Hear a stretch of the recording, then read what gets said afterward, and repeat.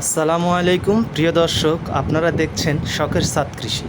আজ আমি দেখাবো ড্রাগন গাছের আপনার টবের মধ্যে কিভাবে টবের পানি নিষ্কাশনের ব্যবস্থা করতে হয় সেগুলো। আমি দেখতেই পাচ্ছেন আমার হাতে একটি রডের সুচালো আপনার রড। সেই রডটা আমি গ্যাসের চুলায় গরম করলাম।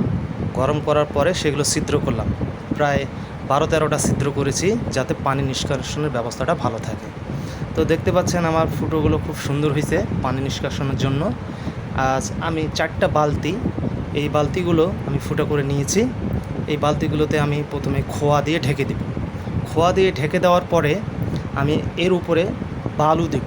হ্যাঁ, বালি দেওয়ার পরে তারপর আমি সার, মাটি, বালি এবং বিভিন্ন জাতের সার এগুলো মিক্সড করব।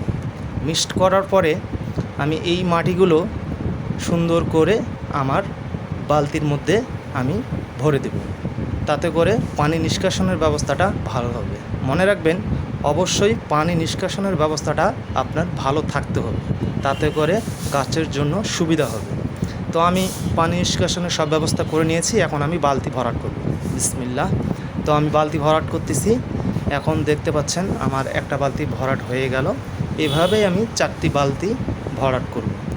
তো আমি কিন্তু সার মেশানোটা আপনাদেরকে দেখাতে পারিনি, তবে আমি এখানে দিয়েছি 4 ভাগের 3 ভাগ গোবর সার, আর হাড়ের গুঁড়ো এবং শিংকুচি এবং আপনার রাসায়নিক সার কিছু দিয়েছি। এইগুলো দিয়ে আমি 7 দিন এইভাবে রাখবো। রাখার পরে আমি গাছ রোপণ করব। তো ভালো থাকবেন সবাই। আসসালাম।